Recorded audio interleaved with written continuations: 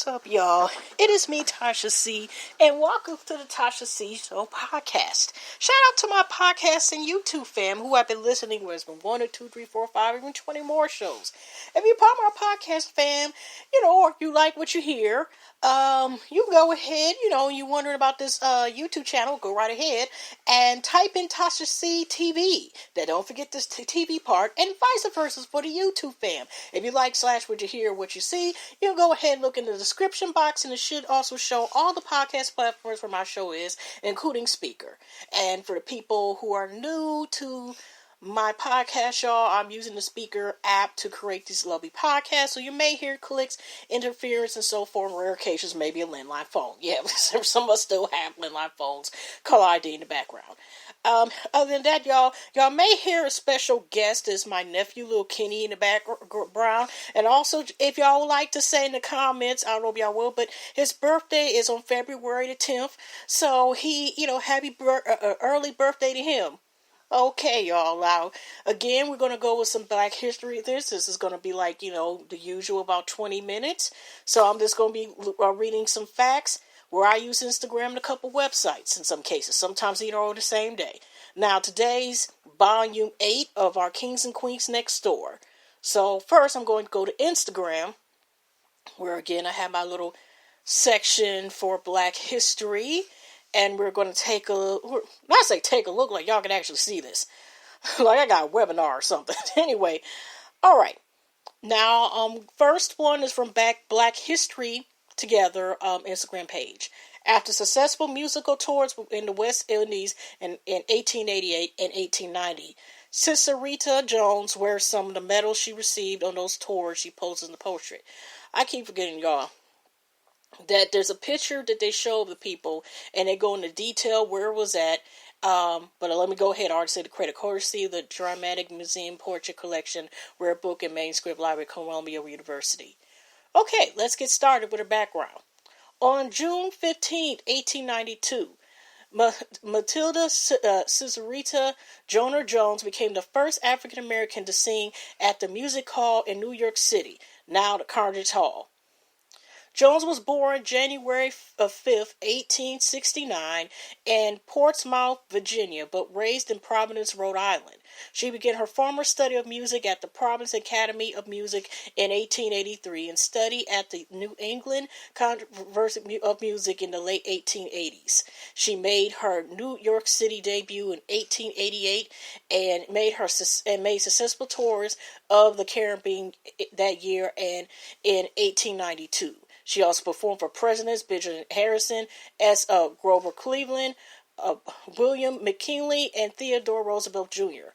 In 1869, Jones found that the access to most American classical concert halls was limited by her race, and therefore she formed the Black Patty Troubadours, a variety act made up of singers, jugglers, comedians, and dancers. The revenue was successful enough to provide Jones an income of excess of $20,000. She retired from performing in 1915. Jones died June 24th, 1933. Okay. Let's move from that. Let's go to the next one saved. Okay. All right. Jane's a cousin of Carmen. Carmen Lavadale performed Giuseppe Verdi's Ada that night. Through cause broke down barriers, she did not go out without confronting racism along the way. In 1932, while in her late teenage years, she auditioned with Leonardine Massine for the Pre-Jesus Ballet Russe de Monte Carlo. He was more than happy to hire her, but under one condition, that she had to cover her face and body in white makeup in order to perform. Collins refused his offer, instead choosing to dance with the Catherine Durman Company. By 1947, she secured her first solo concert in Los Angeles, receiving rave reviews for her performance. She repeated this success in New York City, with critic John Martin describing her in the New York Times as the most exciting young dancer who has flashed across this current scene in a long time. Soon after, she was hired to dance on Broadway in Cole's Porter Out of This World, taking the role that would inspire the Metropolitan Opera to hire her for their 1951 production of Ada. Collins performed additional roles at the Met in Carmen, La Goncoda, and Samson and Delilah, eventually retiring in 1954 to focus on teaching and choreography. She disappeared from the public eye later in life, where she devoted herself to completing religious paintings. Okay. Let's go to the next one saved. Okay. Now, this is another one which, this called Black History Buff 777. Okay. This one is about the famous, well known to know in Black history, or one of the famous legends in writing, James Arthur Baldwin, who was born 1924 and died and passed away in 1987. Are you listening, little Kenny? Okay. Yeah, he's nodding. Anyway, James Baldwin was born in Harlem, 1924, the oldest of 9 children. His father was a lay preacher in a Pentecostal church, and at 14, Baldwin was ordained a preacher. At 18, he graduated from high school, and in 1944, he secured a fellowship that allowed him the financial freedom to devote himself solely to literature. In 1948, Baldwin had concluded that America was stifling his creativity, and he went to Europe with the financial assistance of a Wadsworth Fellowship. In Europe, Baldwin completed Gold, Tell It on a Mountain, 1953, Notes of a Native Son, 1955, and Giovanni's Room, 1956. Returning to the United States after 9 years aboard, Baldwin became known as an eloquent literacy spokesperson for the civil rights movement. A popular speaker on a lecture circuit, Baldwin quickly discovered that social conditions for African Americans had become even more bleak while he was aboard. As the 1960s began, the violence in the South escalated. He became increasingly outraged. Baldwin responded with three powerful books of essays: Nobody Knows My Name, 1961, The Fire Next Time, 1963, and More Notes of a Native Son. These works were accompanied by Another Country, 1962, his third novel. Go Meet the Man, 1965, is a group of short stories of the same period. Baldwin's commentary to Richard Avedon's photography was published under the title Nothing Personal, 1964. And 4 years later came another novel, Tell Me How Long the Train's Been Gone. The assassinations of 3 of Baldwin's friends, civil rights marchers Medgar Evers, Reverend Martin Luther King, Jr., and Malcolm X, shattered any hopes Baldwin maintained for racial reconciliation in the United States, and he returned to France in the early 1970s. Baldwin remained aboard much of his last 15 years of his life, but he never gave up his American citizenship. France nevertheless embraced Baldwin as one of their own. And in 1986, he was accorded one of the country's highest accolades when he was named Commander of the Legion of Honor. He died of stomach cancer November 30th, 1987, in St. Paul de Vence, France, and was buried in Harlem. Okay, like I said, the gym. Alright, let's go here and continue. Okay. Again, this is from Black History Buff 77 with the underscores, okay? Still on Instagram, like I said, to the page. Fred Hampton, born in Chicago on 30th August 1948. A bright student, Hampton graduated from high school in 1966 before enrolling at Trenton Junior College, where he studied law. While a student, Hampton joined the NAACP and was appointed leader of the youth council of the organization's West Suburban branch. In October 1966, Bob Seale and Huey Newton formed the Black Panther Party in Oakland, California. Hampton founded the Chicago chapter of the Black Panther Party in 1968. He immediately established a community service program. This included the provision of free breakfast for school children and a medical clinic. Hampton also taught political education classes and instigated a community control of police project. One of Hampton's greatest achievements was to persuade Chicago's most powerful street gangs to stop fighting against each other.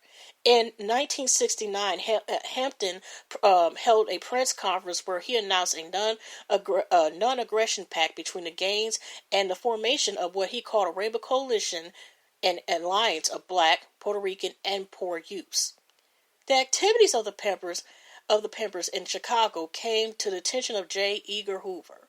Hoover described the Pampers as the greatest threat to the internal security of the country and lodged an all-out assault on their organization. In 1969, the Pamper Party headquarters was raided 3 times and over 100 members were arrested. On 4th December 1969, the Pamper headquarters was raided by the police for the 4th time. The police later claimed that the Pampers opened fire and a shootout took place. During the next 10 minutes, Fred Hampton and Mark Clark were killed. Witnesses state that Hampton was wounded in the shoulder and executed by a shot in the head. Terrible. After the resignation of Richard Nixon, the Senate Intelligence Committee conducted an investigation of America's intelligence services. The investigation revealed that William O'Neill, Hampton's bodyguard, was an FBI agent programmer who, days before the raid, had delivered an apartment for a plan to the bureau with an X marking Hampton's bed. Ballistic evidence showed that most bullets during the raid were aimed at Hampton's bedroom. Wow. Hey, that's sad. Okay, where am I at right now? Okay.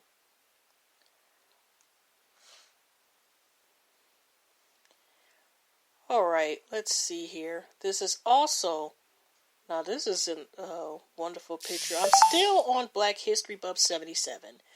And, okay. Alright, the dummy Amazons, the most feared women in history. Now, these are some of the real Amazon women, okay?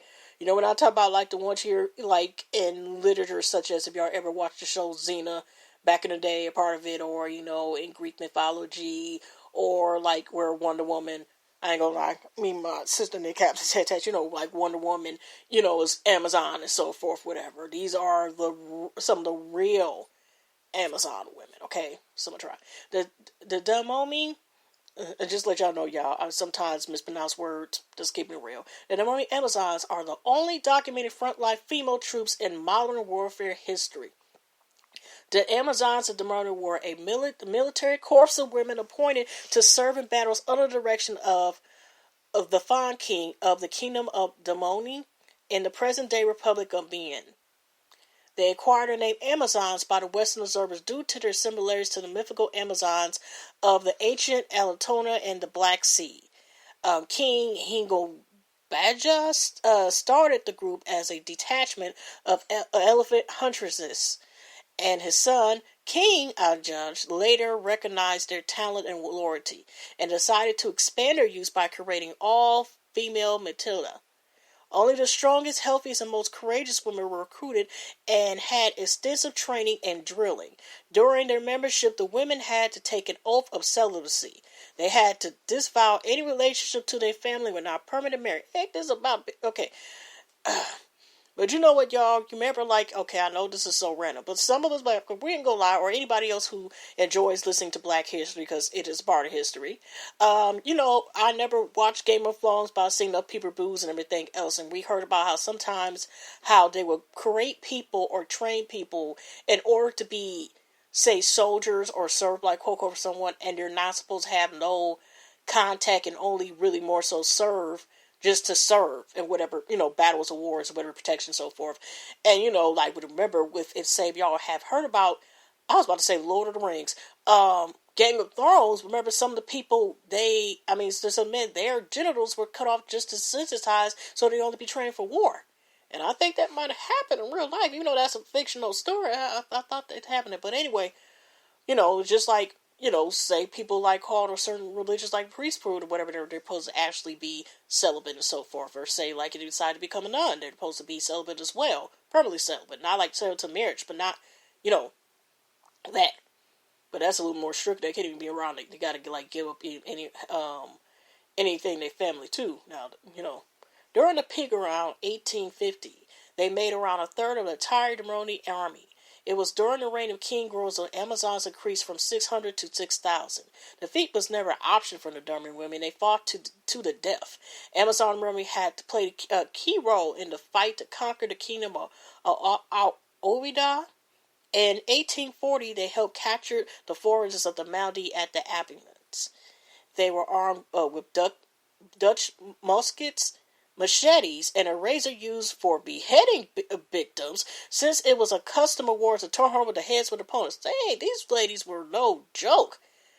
Okay, here's our picture. They got a head on heads. They literally was about that off with the head life right there. Okay, alright. I mean, it's not a graphic picture, it's actually some of this is drawing, some of our pictures, but wow. Okay, let me go back. I'll just look, because it has some lovely pictures. Yeah, like I said, they were no joke, okay? The phony Amazons experienced defeat for the first time when they attacked the city Abeduka, today's Nigeria.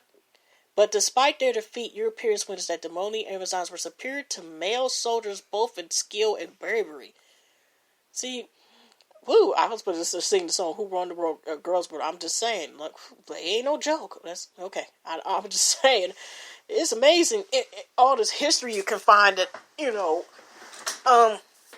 that you never knew existed. I'm just amazed. The last battles of Amazon women were during the Franco-Demoni Wars in 1890 and 1892. When the French conquered Durand, they prohibited women from serving the military or bearing arms. The Amazons eventually died off. The last known Amazon in Germany was thought to be a woman named Naui, who died in 1979 at the age over 100 years. Wow. That's what I'm saying, like, just wow. That's something else. Okay. And this is just a short one on Black History in 2 minutes. Usually they have like 2-minute clips on this site, but this was just a little short one. In 1959, police was called on to a segregated library when a 9-year-old African-American boy refused to leave. He went to get a PhD in physics from MIT and became an astronaut. Ronald McNair died in the Shuttle Challenger disaster, and the library that refused to lend him books is now named after him. Ain't that something? Ain't that something? Just, you trying to get education and just, it just, whew. Now again, shout out to Really Be TV on YouTube. Check out her channel. And for the last, like for every day, she has listed, a gem or something that has to do, not just on her channel, of course, to check out her channel. Certain things. She's also been giving like a gem about, some Black history fact. One she recently had just 2 days ago that I didn't get a chance to talk about the other day was the Orangeburg Massacre. The Orangeburg Massacre refers to the shooting of protesters by South Carolina Highway Patrol officers, we would like to say heartless killers, in Orangeburg, California, on the South California State University's campus on the evening of February the 8th, 1968. Now, I was just actually choosing this, like I said, to go through this today. I didn't know it was going to be exactly today. That's so sad. The approximately 200 protesters had previously demonstrated against racial segregation at a local bowling alley. Three of the protesters, African American males, were killed, and 27 of the protesters were injured. Oh goodness. Okay. Now, also, activity. Okay. This is also dealing with Martin Luther King Jr. again. This is on the talented actress Octavia Spencer's page. Okay. And she also had a link with Black History, where she got this information from. Like I said, that's where I've been getting a lot of the gems that I've been getting at.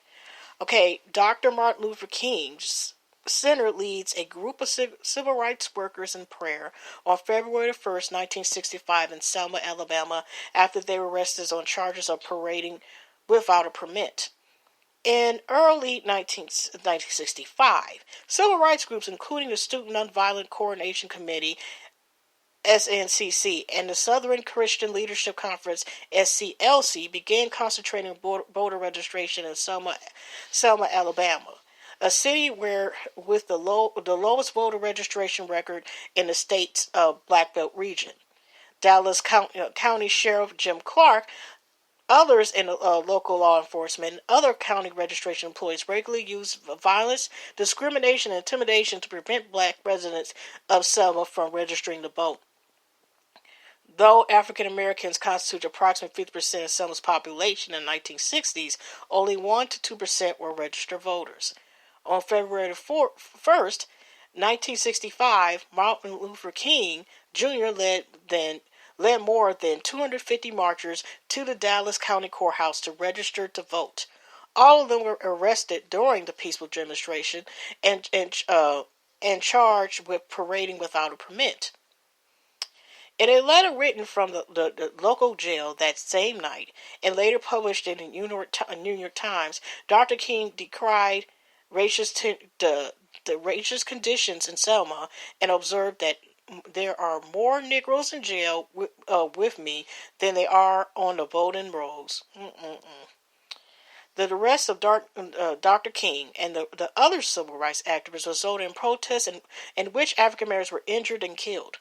Despite these attacks, Dr. King and other civil rights leaders continued their work and organized other voting rights march from Selma, Alabama to Montgomery, Alabama the following month. Okay, what time is it? I think I might do one more. Okay. Yeah, I think I might do one more. Okay, this is from the Instagram site page, Black Facts Online. Okay. Natalie Maria Cole, the daughter of R&B legend Nat King Cole, was born February 6, 1950, in Los Angeles, California. She has followed in her father's footsteps to become one of the most heard of R&B, soul, and pop musicians of all time. An acclaimed singer, songwriter, pianist, Cole has been active as an accomplished musician since the 1950s. Given all the necessary provisions a child can ask for, Cole has an undergraduate degree in child psychology after graduating from the University of Massachusetts. Having been recognized for a reform voice in the R&B scheme of music, Cole has been awarded 9 Grammy Awards since 1976, including awards for Best R&B Vocal Performance, Album of the Year, and Best Traditional Vocal Pop Album. Cole began singing as early as the age of 6 when she performed as a backing vocalist on her father's Christmas album. After graduation, she would perform in various clubs, most of whom would let her perform due to affiliation with Nat King Cole. It was one of the Chicago clubs where producers Chuck Jackson and Marvin Yancey noticed Cole perform and were impressed by her soulful voice. In the next few months, Cole will work on several tracks with Jackson and Yancey in Los Angeles, furnishing the compositions which came out in 1975 in the form of Cole's first album, Inseparable. The 2 tracks on the album, namely This Will Be and Inseparable, became instant hits, topping the Billboard charts at number 1. Cole also won Grammy Awards for both songs. Cole was now reaching new heights in her career and only a year later released the second album, Natalie, in 1976. Okay. Like the album preceding it, Natalie became a top part of hits like Sophisticated Lady and Mr. Melody, becoming very popular with the fans. And you could continue. It says it has the link. I'm sorry about that, Joe. That's why I paused, because the rest of the story is a link, but unfortunately you can't copy and paste and Instagram, and the link isn't highlighted. So I'm sorry, that was just a beginning of a general back information of the legend, God rest her soul, Natalie King Cole. Okay. Also today, for February the 8th, since we're talking about February the 8th, in 1987, Erykah Badu's debut single on top the R&B charts this day. The song won Best Female R&B Vocal Performance at the 1998 Grammy Awards. This is from Meeson. I think, I'm saying it correctly, but let me say this correct. OLMECIAN.